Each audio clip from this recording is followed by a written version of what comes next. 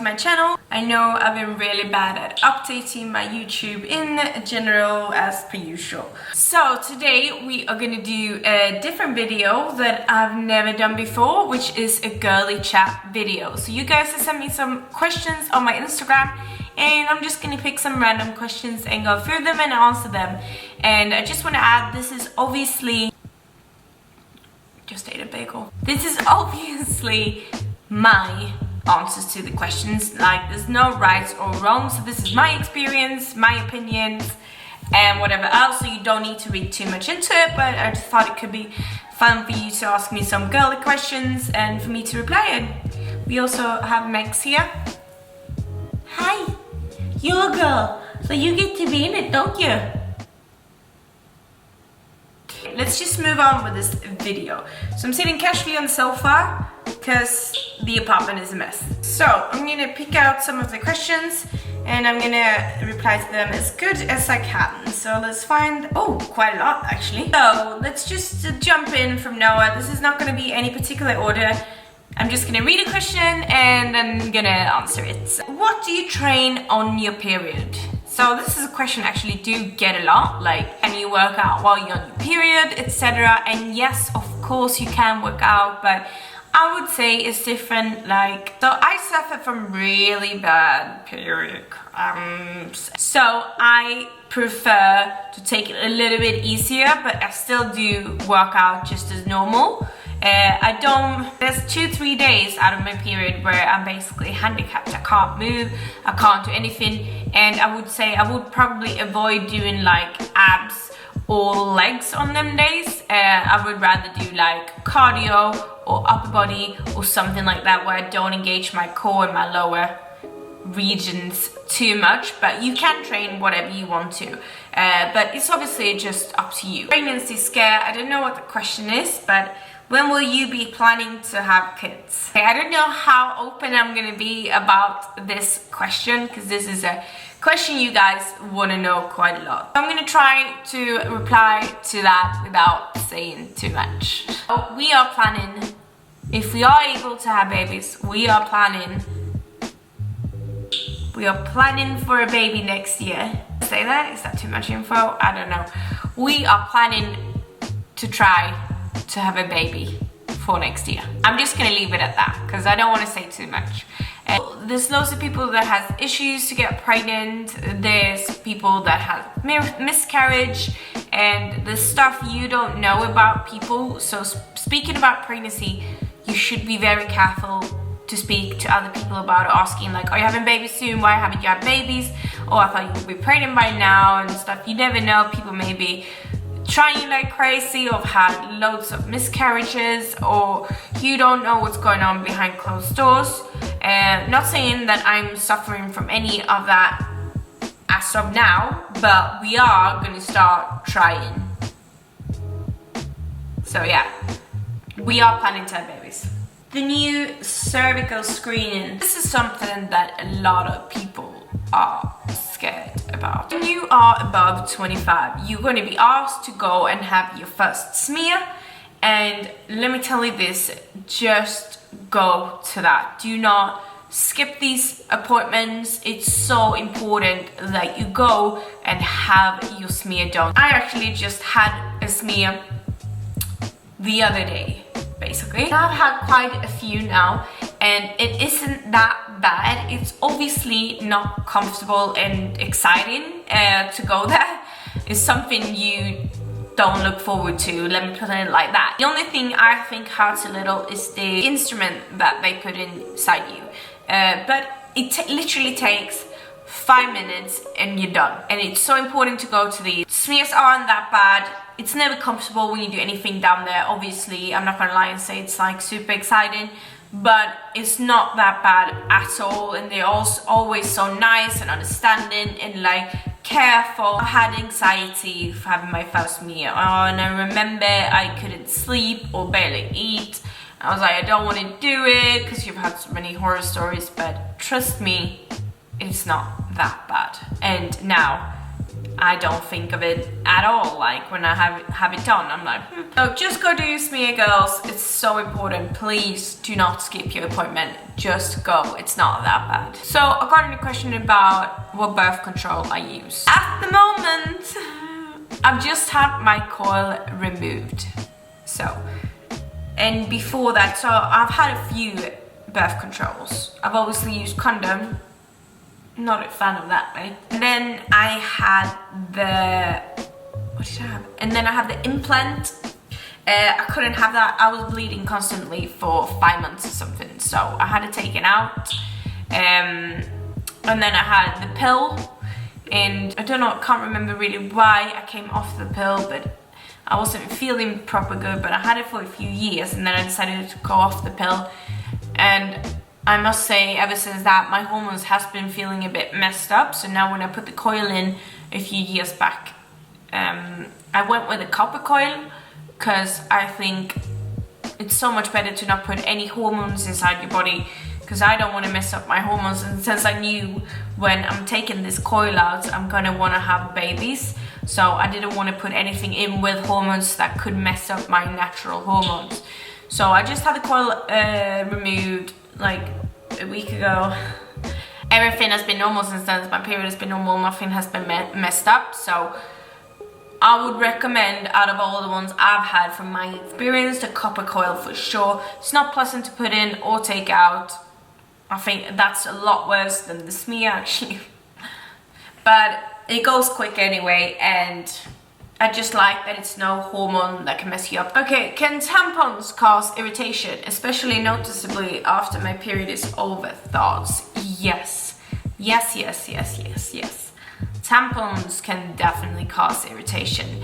So I've just recently changed my brand of tampons. I don't know, it was to TMI or whatever you call it, but so I read up about tampons and everything, and there is so many of them out there that you shouldn't buy, because they are filled with like perfumes and I can't remember what it said. Was it bleach? I don't even know. It was filled with loads of weird stuff that you wouldn't want to put up there, you know. I've actually bought some organic tampons now, and since I changed to these, my downstairs area is so much less irritated and everything just feels so much more well balanced. I'll put them here. The tampons I just used, they are a bit more expensive, but trust me, it's worth it because she will be grateful. Would you recommend breast surgery? I really want to do it, but I'm scared. I'm gonna be completely honest, like I will never be like pro go get your boobs done kind of girl. I know obviously I have implants, but I also wish that I could tell myself when I got these done to think a little bit more. Everything turned out well, thank God, but I was so young and I never read up about all the complications that can occur. And I also went a little bit too big in my opinion. You can't really see it now. Anyway, they are a bit too big, and I wish that I was a bit smarter, and especially since so many seems to be affected of the breast implants illness. I'm thankfully not that I know of, but there is a lot of people that's coming forward saying that they are.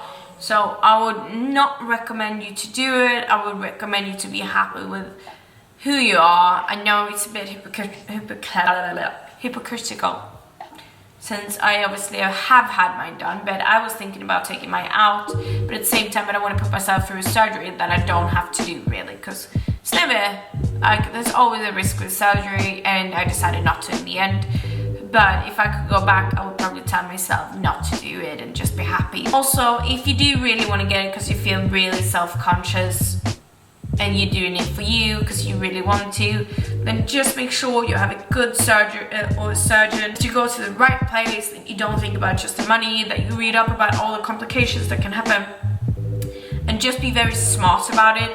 Don't make like a rash decision to like have a loan and just one day decide to have your boobs done, you know, I don't know. But it's nothing I would recommend to anyone. I wouldn't recommend going through surgery if you don't necessarily have to, because it's always a risk. But I was 21 years old and I went from an H cup to a small B cup when I lost all my weight. But no, I wouldn't recommend it. You guys are 3 years married and still so in love. What is your secret? I don't think we have a secret really. We are very in love and it can annoy some people. But I would say we're just best friends, you know. We're very respectful, caring, and we laugh every day together. Like, there's not a single day we speak to each other that we don't laugh. Like, he is my best friend, and I don't know what the secret is or what, like, I just know everything is different with my husband, and that's why I married him. And it's just, I don't know, he still gives me butterflies in my tummy, and I don't know, and I know I get emotional. I don't know what the difference is. I just think we are best friends, and we've always been best friends, and then we're obviously very attracted to each other. I don't know if I should say this, but the other reason that I married him is not just because of his humor, it's also because I am so attracted to him, aka he is very good in bed, which is why I married him. Like, what else do you need in a partner than somebody that is your best friend, and plus obviously you need good laughing together and having a lot of. That's why I'm still in love with him, mad in love with him, so many years after we met. It's next year in May, it's 5 years since we first met, and yeah, the rest is history. How to get over someone who's moved on already but you can't? So this is a question I've gotten quite a lot, like how to move on from a guy that's moved on before you. I know it is hard. I don't know your age that's asked these questions, but when you are young, it's so easy to think that the world is so small. With that I mean, like, you think that this guy that you are in love with right now is the one and only that will ever make you happy, but trust me, he isn't. There is so many guys out there, and trust me, you are gonna find somebody that is better suited for you. The reason that you broke up is clearly because you are not supposed to be together. Even if it's you or him that broke up, you did break up, and that's the point. You're not supposed to be together. It's gonna take time to move on. It's gonna take time before everything feels like normal again. It's always gonna take time, so give it time. Don't stress about it. Try to also, if you feel like it's destroying like your everyday life, you can't stop thinking about it, etc., I would say block him on social media, block him on your phone so he can't ever contact you and like drag you back in. Just completely block that out and try to focus on something else. Try to find something that you really enjoy doing, like either work-wise or a hobby. See your friends, see your family. Try to focus on different things, because thinking about this person and obsessing that you can't move on is just gonna make everything so much worse. And I thought it was hard to move on from my ex, which I was with for 8 years, even though I broke up, because I wasn't in love with him anymore. I still loved him as a friend, but I wasn't in love with him. So even I thought it was hard to move on from that, because you're so used to being with this person and having this person around you, and it is going to be hard to move on, and it is going to be hard to find who you are without them again. But you will move on. Just give it time. Try to put your focus on something else that's going to benefit you in the long run, instead of focusing on this person that is not going to benefit you in the long run. My boyfriend and I argue over the most small things. Small and different things. How do we stop? We all argue. We all argue. No matter how many people you see on social media that are so happy, including me, which I am very happy, so I'm not lying about it. But of course we argue. Everybody argues. It's normal to argue. And if you argue about small stupid things, that is obviously better than arguing about big things that actually matters. Me and my husband are the same. We argue about God even knows what. Like, we can argue about me forgetting to buy something when I did grocery shopping, you know, and then we can have a big row over that. And then in the end, like, wow, we've been arguing. Like, it's not that big of a deal. And then we realize that and we move on. You need to argue. It's healthy in a relationship to argue. And there's nobody that can upset me as much as my husband. Because there's nobody I care about as much as my husband and his opinion and everything. So you're gonna argue, and it's completely normal. And if you think it's a problem that you're arguing way too much, then obviously bring it up and try to figure out, is there any more deeper issues, or is it just stupid, unnecessary things that you don't need to argue about? Can you change something in your everyday life to maybe not be so angry about stuff? I am very snappy towards my husband. Like, if I'm stressed and stuff, I'm very snappy. I take it out on him. He's there all the time. Same with your partner. Like, he's there all the time. So if you've had a bad day, you are going to take it out on each other. But that's why you need a strong relationship. You need to be able to deal with that and still love each other.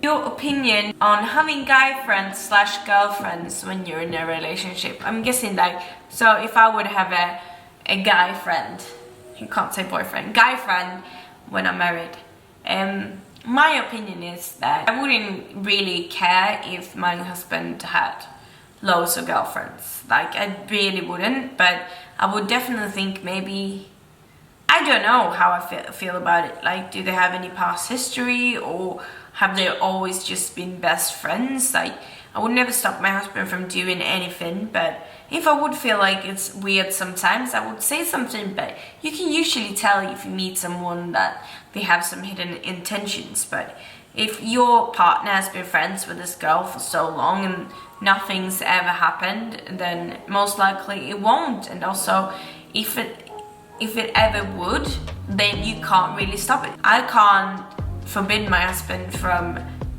hanging around with other girls, or like with guys and girls or whatever. Because if I forbid him to do something that he really wants to do, then he's not being himself. And if he loves me, he will be with me no matter what, and he won't, like, that's why I don't see it as an issue if he would have girlfriends, because I trust him. And if I don't trust him, I shouldn't be with him. Like, it's so important to trust your partner. Let me stress that so much. It's so important to trust each other.